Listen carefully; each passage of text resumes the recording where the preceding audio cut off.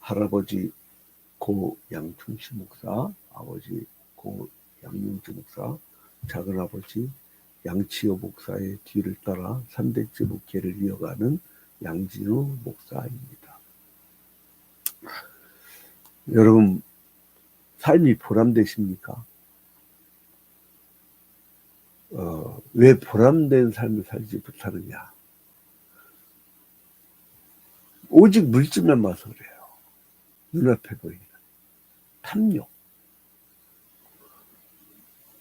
그 끝은 아무것도 아니거든.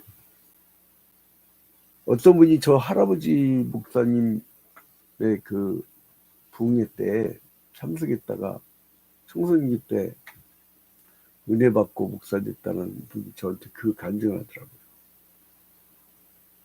저희 할아버지 목사님이 그러더래요. 부흥회도 이제 갑자기 세우더니 인생 꿈이 뭐냐고 그러더래요. 돈 많이 버는 거라고. 돈 많이 벌면 어떻게 할 거냐고. 빌딩 살 거라고. 그 다음에 이제 뭐 할 거예요. 그 다음에 이제 뭐 자식 잘 낳고, 자식들 잘 되고. 그 다음에 죽죠? 그랬대요. 죽음 후에는 어떻게 하려고? 그랬더니 한 말도 못하고 그때 뒤통수 팍 맞는 기분이었대요. 저도 우리 할아버지 목사님하고 똑같은 질문 할게요. 여러분, 다 성공했어. 모든 걸 다 얻었어. 그 다음에는? 자, 여러분. 인생은요, 뭐가 보람이냐면, 에덴 동산에서 원죄를 저지르고 죽음이 들어와서 고통 속에 있는 생명들을 구원하시기 위해서 이 땅에 오신 예수 그리스도의 복음을 증거하는 것이 가장 보람된 삶입니다. 이 스테반 안수 집사도 그랬고 빌립 집사도 그랬고 또 예수를 믿는 사람들 잡아 죽이었던 그 사울이란 자가 이제 하나님의 도구가 돼서 이 사람 이름이 두 개였어요. 히브리 말로 사울, 로마 시민권자의 바울. 근데 이 사람이 변호를 받아가지고 3차 전도여행을 했었죠. 자, 1차 전도여행 기억나시죠? 그 다음에 2차 전도여행 이렇게 가고 그 다음에 아덴 거쳐서 고린도로 가서 이렇게 갔다가 이렇게 다시 돌아오죠. 가이사랴로. 그래서 3차 전도여행은 어떻게 갔어요? 다시 이렇게 올라가가지고 이제 에베소를 거쳐서 드로아를 거쳐서 이쪽으로 갔다가 고린도로 갔다가 다시 이렇게 와서 돌아와서 이렇게 아니 여기서 드로아에서 밀레도에서 배를 타고 쭉 이렇게 돌아오죠.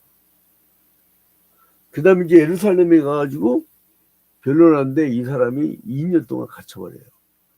막 유대인들 잡아 죽이려고 하니까 예수의 복음을 전하니까. 그래서 예루살렘 변론하다가 가이사랴 수감됐다가 이때 이제 베스도 총독이 로마 시민권자 바울이 로마 시민권자임을 알아가지고 이 사람을 어떻게 재판을 못하고 원문을 하고 있을 때 이 바울이 유대인 자기를 암살하려고 40명이 암살조가 있다는 걸 알고 이 로마의 그 가이사 즉 케사르 황제에게 재판받기도 하고 그래가지고 이제 출발을 하게 되죠.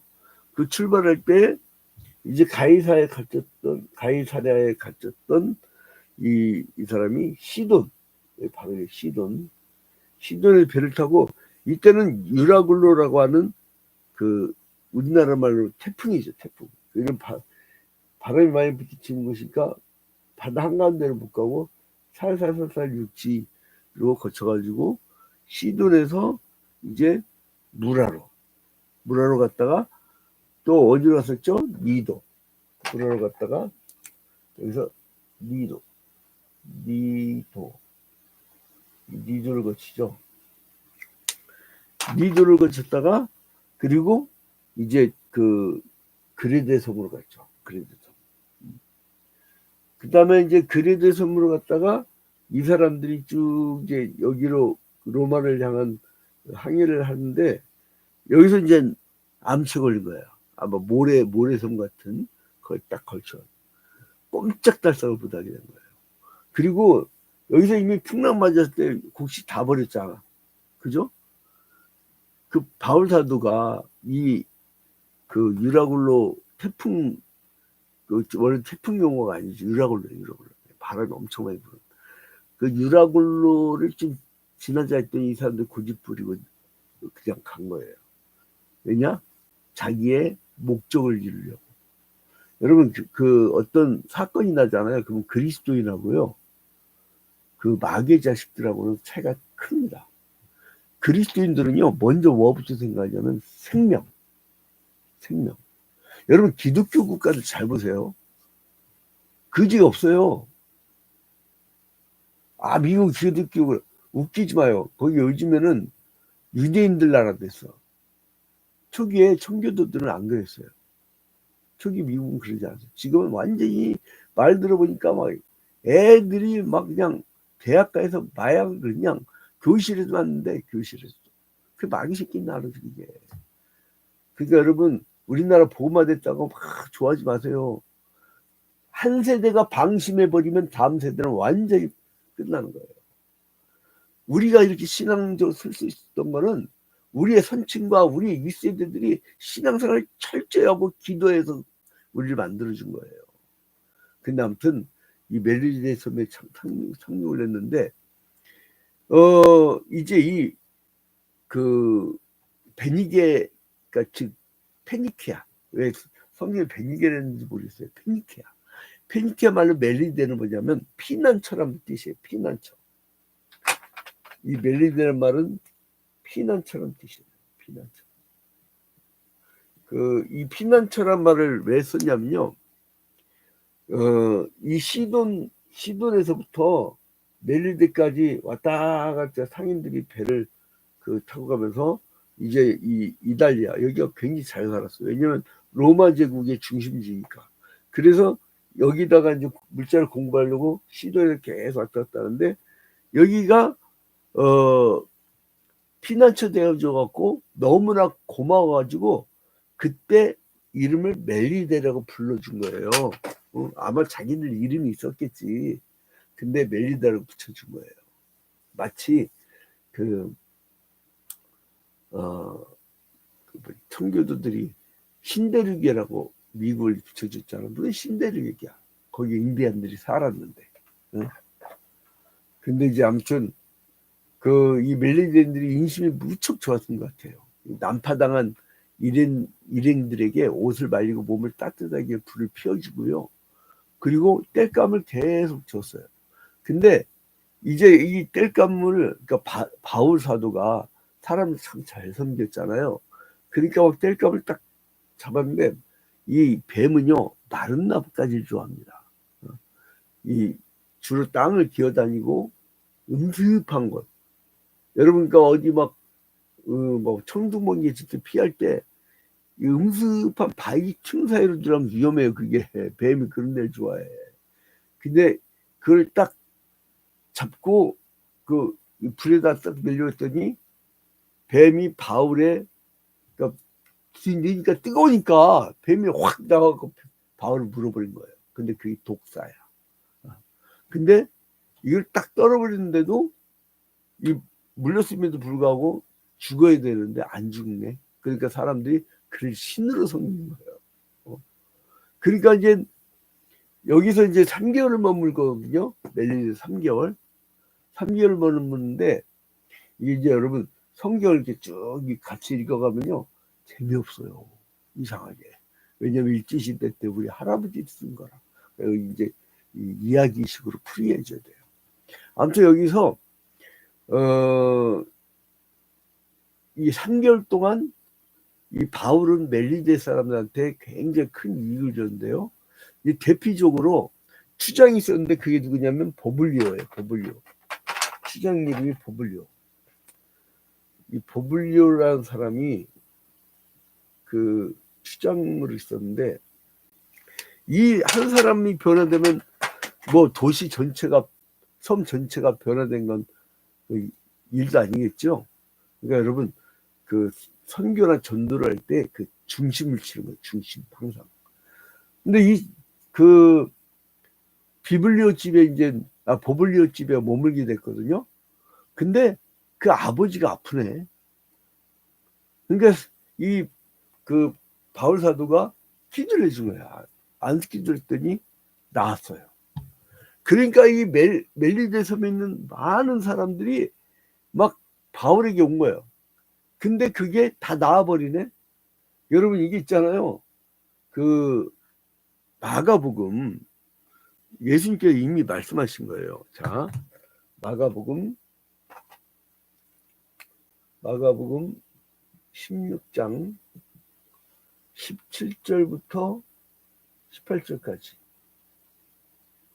이제 여기 보니까 믿는 자들에게는 이런 표적이 따르리니 내가 그들이 내 이름으로 귀신을 쫓아내며 새 방언을 말하며 뱀을 집어올리며 무슨 독을 마실지라도 해를 받지 아니하며 병든 사람에게 손을 얹은즉 나으리라 하시더라.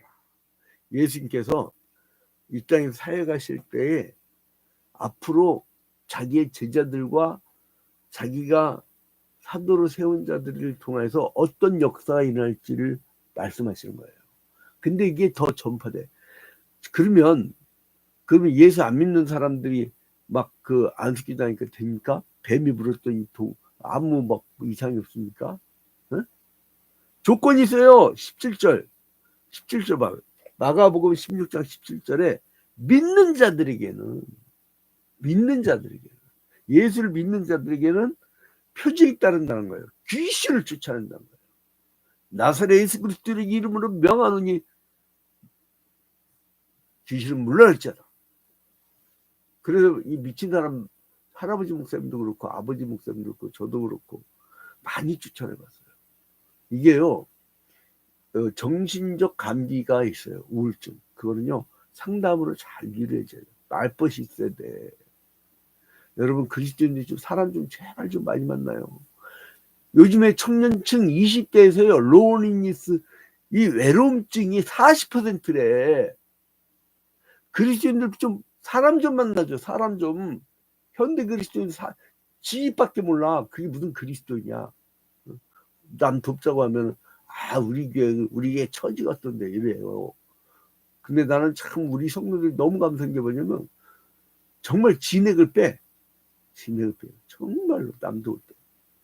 막 연탄값도 28년 동안 비닐하우스촌이나 판자촌에 그 연탄을 28년 동안 넣어줬거든요. 근데 한 번도 적자나지 않았어.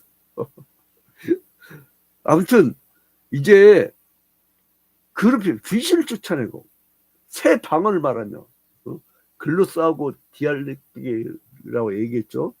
자, 그 다음에 18절에 보면 뱀을 집어올리며 무슨 독을 마실지라도 해를 받지 아니하며 병든 사람에게 손을 얹은 즉 나으리라. 여러분, 주님이 이렇게 지켜주신다는 거예요. 왜요? 원죄를 해결할 수 있는 방법, 예수 그리스도의 복음을 전하는 사명을 실행을 할 때 그런 능력 주신다는 거예요. 아무 때나 평상시 믿음 생활도 않고 이렇게 매일 성경 한 장씩 하는 이것도 보다가 지겨서 끊거나 아니면 아예 안 들어와 보거나 이런 사람이 무슨 놈에 기도한다고 그게 됩니까? 그게 안 믿는데. 예수님이 볼 때는 교회는 다니는데 여러분, 교인과 성도가 달라요. 이거 조직신학적 제가 틀린 말 아니에요? 조직신학적으로요, 유형의 교회와 무형의 교회가 있어요. 유형의 교회는 조직이야. 그냥 여러분 길 가다가 막 십자가탑 있고 그 안에 사람들 모여있죠. 그게 유형의 교회예요. 무형의 교회는 천국 갈 사람들의 모임이에요. 그게 무형의 교회예요. 그러니까 교인은 유형의 교회예요. 성도는 무형의 교회예요. 여러분, 무형의 교회 성도가 돼야 돼요. 겉에가 번쩍하게 건물 큰데 천국 가는 게 아무도 없네. 그러면 안 돼요. 예수 그리스도의 복음을 전하지 않고 헛소리만 짹짹해 되고 그래서 아무튼 선원들과 이 승객들이요 10월이나 11월에 그레데를 떠나요. 근데 그레데 섬을 떠나가지고 이제 한 2주 걸렸어. 2주 항해가. 그리고 이제 멜리데 섬에 3개월 동안 머물렀잖아요. 근데 겨울이 지나요. 근데 이제 항해가 가능한 2월과 3월, 그러니까 봄이 되려고 막 할 때, 그때에 이제 그 정박한 다른 배를 만나요. 어떤 배냐면 북아프리카에서 이때 이제 식량이 많이 어려울 때니까 이 알렉산드리아에서 출발한 알렉산드리아호가 쭉 가다가 멜리데 섬에 왔어요. 그래서 그 사람들이 이 배를 타게 되는 거예요. 이 배는 그 멜리데를 출발해 갖고요. 먼저 시실리아로 가요. 시실리아 섬. 그 시실리 섬의 동쪽에 뭐가 있냐면 이게 시칠리아인데 이게 시실리라고 써 있어요. 성경에서는 시실리 섬 이렇게 나와요. 시실리 섬. 근데 이제 여기에 동쪽에 무슨 도시가 있냐면요. 그 수라구시가 있어요. 수라구시. 이 수라구시 그 도시가 있어요. 근데 여기를 거쳐요. 자, 이제 11절에 석 달 후에 우리가 그 섬에서 겨울을 난 알렉산드리아 배를 타고 떠나니 그 배의 머리 장식은 디아스구로라. 디아스구로가 뭐냐면요. 그 제우스 신의 그 아들들, 제우스의 아들들이란 뜻이에요. 디아스구라. 근데 이제 이 12절에 수라구시에 대고 사흘이 있다가, 그러니까 이 배가 멜리데 섬에서 수라구시로 가. 수라구시. 여기 두껍게 한다 했죠. 수라구시로 가요. 수라구시로 갔다가 거기서 둘러가서 레기온에 이르러. 레기온 어디냐면 여기 끝이에요.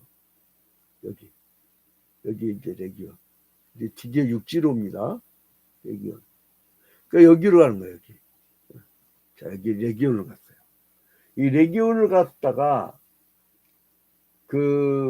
하루를 지내로 남풍이라므로 이튿날 보디올에 이르러. 그러니까 또 배를 탔나 봐. 배를 타갖고 요렇게 가면요 여기가 보디올이야. 이게 두껍게 한다 했죠. 이렇게 여기가 보디올이에요. 보디올이래요. 그러니까 13절 보디올이래요. 거기서 형제를 만나 그들이 청을 받아 이래를 함께 봅니다. 그러니까 이틀을 이와 같이 로마로 가니라. 여기서 이제 로마로 가요. 로마로 가는 도중에 어떤 도시가 있냐면 석관이 있어요. 석관이라는 도시가 있고, 삼관. 이게 삼관이라는 데가 있어요. 삼관도 그렇죠. 이렇게. 자, 그래서 이제 이 레기온 거쳐서 보디올 거쳐서 여기 이제 굉장히 중요한 거였죠. 근데 여기서요 바울 사도가 보지도 못했던 성도들이 로마에서 와. 아이고 반갑습니다 하고. 그러니까 바울 사도가 전도 다닐 때 외에 딴 형제들도 있다는 거야. 그러니까 여러분 우리 교회만 있는 게 아니라 예수 그리스도께서는 저 지구 끝 아프리카에도 귀한 성도들을 키워놓고 계시는 거예요. 그러니까 우리 교회만, 우리 지역만 있는 게 아니에요. 이기적이면 안 돼. 그러니까 이제 여러분 그 다음에 바울이 보디올에 머무는 동안 바울 도착 소식을 듣고 막 와가지고 막 반겼다는 얘기를 했죠. 그 멀리까지 한 60km, 50km 돼요. 옛날에는 다 걸어 다녀야 되거든. 얼마나 힘들겠어요. 자, 근데 로마에 갔는데 이 바울이 제일 먼저 뭘 했냐면 그동안 1차, 2차, 3차 전도행 다닐 때 이 유대인들이 쫓아오면서 야, 예수 그리스도 복음만 갖고 돼. 니들 할례도 받아야 되고 율법도 지켜야 돼. 그러니까 되게 피곤했잖아요. 그런 게 전략이 생겼어. 먼저 유대인 지도자들을 초청해. 그 다음에 이제 초청해가지고요. 뭐를 하냐면 너희들 유대 관습만 갖고 되는 게 아니다. 그리고 이제 그 사람들 잘 설득하면 이 가이사 앞에 가면 그 사람들이 고발로 된 거잖아요. 그러니까 이 무죄를 받을까 봐. 이제 그래서 이제 유대인들 잘 설득하고 이제 그 이미 그 가이사랴에 있을 때 이 사람이 무죄라는 것을 판정을 받았잖아요. 그래서 이제 그 가이사에게 이제 호석이 그런 그 장면이 나옵니다. 그리고 나서 이제 바울이 막 복음을 준다는데 마지막 모습 보세요. 자, 30절. 사도행전 28장 30절. 바울이 온 이태를 2년 동안을 자기 셋집에 머물면서, 그러니까 유배를 당했어요, 이 사람이. 이거 왜냐하면 판결받아야 되잖아. 근데 여기서 셋집에 머물면서, 그러니까 여러분 이게 감옥이야. 사실은 감옥인데 자유로운 연금 감옥.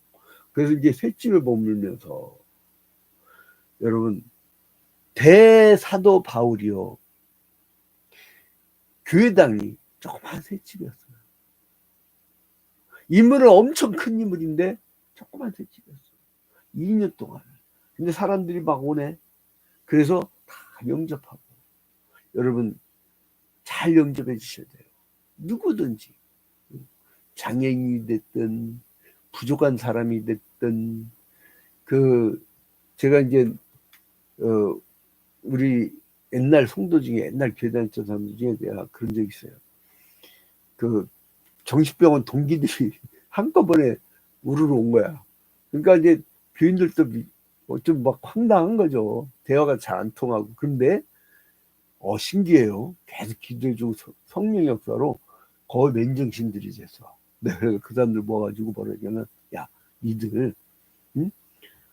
그 미친 사람 구원 선교를 만들어라. 왜? 니들 잘하니까. 그거는 보통 사람 못해요. 그랬더니 그렇게 할까요? 그러더라고요.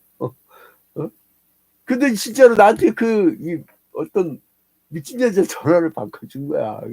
상담을 하는데 내가 지금 바빠 죽겠는데 다 엉뚱한 소리거든. 특히 조현병 같은 경우는요, 현실이 없는 걸 갖고 얘기를 자꾸 해요. 근데 그거 오래 들을 필요가 없거든. 근데 이제 아무튼 근데 거기 뭘 했냐?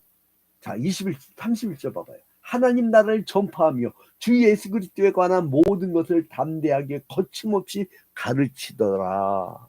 그러니까 여러분 이렇게 보람된 인생을 살다 끝난 거예요. 여러분 인생 보람된 게 뭔지 아세요? 집사가 됐든 집사가 됐든 사역자가 됐든, 바울은 이 당시에 아무 직책을 갖지 못했어요. 그 다음에 이제 말단으로 아니면 혹은 그냥 집사나 권사로 뭘 받든지 간에 누가 제일 보람된 인생을 사느냐? 예수 그리스도의 복음으로 죽어가는 생명을 살리는 사역. 그게 가장 보람됩니다. 여러분들이 매갈이 없고 힘이 없고 내가 왜 이렇게 살지 하는 이유는 뭐냐면 하루 종일 복음을 증거하지 않아서 그래요. 오늘 복음을 증거해보세요. 굉장히 신납니다. 그리고 내가 뭐가 부족한지를 알아. 왜냐면 알게 돼. 복음을 증거하다 보면 그 상대방이 설득이 안 될 때 내가 부족한 부분이 이거구나 알게 되거든요. 그러니까 가장 보람된 인생을 사는 하루가 되기를 주님의 이름으로 축원드립니다.